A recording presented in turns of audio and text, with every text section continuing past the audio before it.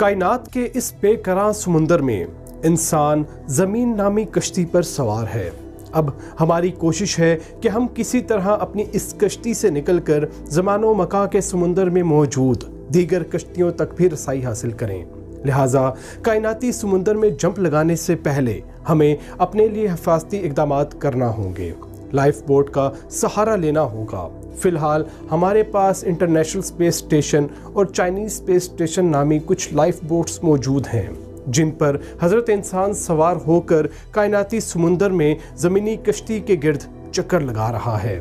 इस life boat को ज़मीन से दूर ले जाने की कोशिश इस खातिर नहीं की जा रही ताकि ज़मीन के करीब रहते हुए कायनाती समुंदर को टेस्ट किया जा सके और समझा जाए कि हमारे लिए ये समुंदर कितना ख़तरनाक और तलातम खेज़ है, क्योंकि इस पूरी कायनात में ज़मीन ही हमारा वाहिद सहारा और सियारा है। हमारी कोशिश है कि कायनाती तारीकियों में गर्क होने से पहले पहले हम ज़मीन के करीब रहते हुए कायनात से दोस्ती कर लें। मगर कई दहाइयों से खला पे तहकीक के बाद अब हमें यूँ लगता है कि बेरहम कायनात हमसे दोस्ती के मूड में नहीं है, बल्कि हमें अपने बचाव के लिए एहतियाती तदबीर खुद ही इख्तियार करना होंगी। ज़मीन के खलाई किनारों पर तैरता ये उड़न खटोला हमें ये बावर करवाता रहता है कि कायनात इतनी खूबसूरत नहीं जितनी दिखाई देती है। ये अपने अंदर बेपनाह तन्हाई समोए हुए है। यही वजह है कि खला में रहने वाले साइंसदानों को कई किस्म के मसाइल का सामना रहता है, जिसमें सबसे ख़तरनाक तन्हाई का नफ्सियाती असर है। आज की किस्त में साइंसदानों को खला में दरपेश जिस्मानी और नफ्सियाती मसाइल पर हम तफसीली बात करेंगे और जानने की कोशिश करेंगे कि आलमी खलाई स्टेशन को जरासीम से पाक कैसे रखा जाता है। अगर कभी आलमी खलाई स्टेशन तबाह होने लगे तो वहाँ मौजूद खलाबाजों के पास प्लान बी क्या होगा। आप देख रहे हैं हकीकी उड़न खटोला और मैं हूँ मोहम्मद शाहजेब सिद्दीकी।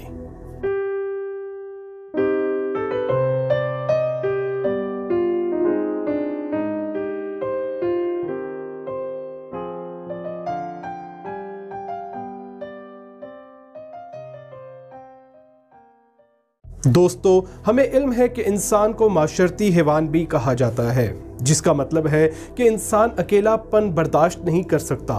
दूसरों से मेल मिलाप इंसानियत के लिए ऑक्सीजन जितनी ही ज़रूरी है। दीगर हैवान और जानदार अकेले रह सकते हैं, लेकिन इंसान अगर अकेला ज़्यादा अरसा रहे तो वो नॉर्मल नहीं रह सकता। हालांकि इंटरनेशनल स्पेस स्टेशन के सामने पूरी दुनिया मौजूद होती है, लेकिन इसके बावजूद वहाँ रहने वाले साइंसदानों की नफ्सियात पे तन्हाई के बहुत बुरे नताइज डिप्रेशन और दीगर नफ्सियाती और जिस्मानी बीमारियों की सूरत में देखे गए हैं। कैसा महसूस होगा जब मालूम हो कि नीचे ज़मीन पर आपका प्यारा दुनिया से चला गया है, या आपके घर नए मेहमान की आमद हुई है और आपके अभी घर जाने में कई माह बाकी हैं। आप चाह कर भी अपने प्यारों को छू नहीं सकते। कहने को तो ये 400 किलोमीटर का फासला है, लेकिन वापसी का सफ़र कई माह दूर होता है। ऐसे जज्बात और एहसासात का सामना ISS के रहायशियों को अमूमन करना पड़ता है। जब नस्ल इंसानी मरीख के सफ़र पर रवाना होगी तो उनमें ये एहसासात किसी हद तक कम इस खातिर हो जाएंगे क्योंकि मरीख पे जाने वाले बासियों को वापसी की आस उम्मीद नहीं होगी। उन्हें मालूम होगा कि वो तमाम कश्तियाँ जलाकर मरीख की जानिब रवाना हो रहे हैं, लेकिन ISS में मौजूद साइंसदानों को वापसी की आस होती है, जिस वजह से ऐसे वाक़यात उन पे ज़्यादा नफ्सियाती दबाव लाते हैं। आलमी खलाई स्टेशन में हम वक्त मुख्तलिफ ममालिक के मुख्तलिफ शोबों से मुंसलिक मुख्तलिफ ज़बानें बोलने वाले अफराद मौजूद होते हैं, जिस वजह से उनके दरमियान एक नफ्सियाती गैप हमेशा मौजूद रहता है। इंसान अपने जैसे माहौल में तो बआसानी एडजस्ट कर जाता है, लेकिन ऐसे मुख्तलिफ तहजीबों के मिक्सचर में एडजस्ट होने में काफ़ी वक्त लगता है। चूँकि ISS ज़ीरो ग्रेविटी एक्सपीरियंस कर रहा होता है, लिहाजा वहाँ खुशगवार नफ्सियाती तब्दीलियाँ भी रूनुमा होती हैं। जैसे स्विच ऑन और ऑफ करने में साइंसदानों को मुश्किलात पेश आती हैं, क्योंकि खला में आप उल्टे हैं या सीधे इसकी समझ नहीं आती, तावक्ते कि आप अपने सामने पड़े किसी कंप्यूटर या ज़मीन की जानिब ना देख लें। लिहाजा वहाँ अमूमन इंसानी दिमाग धोखा खा जाता है। इसके अलावा हमें मालूम है कि किसी चीज़ की रफ्तार को भांपने के लिए हम उस शय के आसपास मौजूद इज्साम की हरकत को नोट करते हैं। मसलन अगर ट्रेन की रफ्तार मालूम करनी है तो हम आसपास मौजूद दरख्तों और ट्रेन का मुआवजा कराकर अंदाज़ा लगाते हैं कि ट्रेन तेज़ चल रही है या आहिस्ता। ये दरख्त और पहाड़ रेफरेंसिंग पॉइंट का किरदार अदा करते हैं, लेकिन खला में ऐसा नहीं है।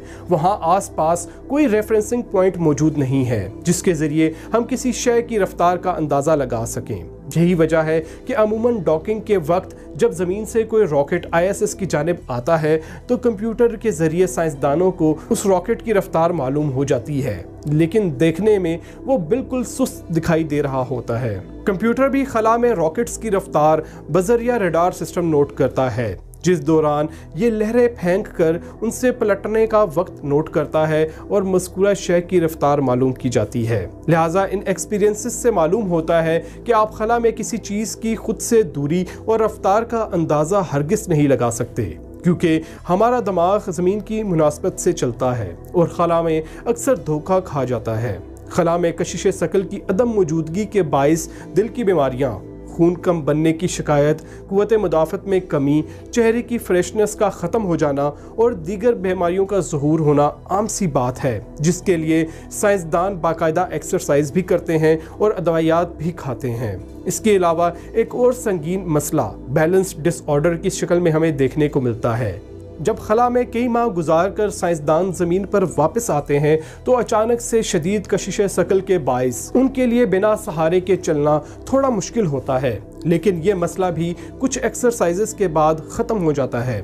ISS में बाकायदा स्प्रे किया जाता है ताकि किनारों पर ख़तरनाक फंगस ना उगाए, ना ही कोई वबा फूट पड़े, क्योंकि बैक्टीरिया और दीगर खुर्दबीनी जानदार एक इंसान से दूसरे इंसान में बजरिया सांस बआसानी मुंतकिल हो सकते हैं। बल्कि यह हकीकत हम कोरोना वायरस की आमद के बाद बहुत अच्छी तरह जान चुके हैं।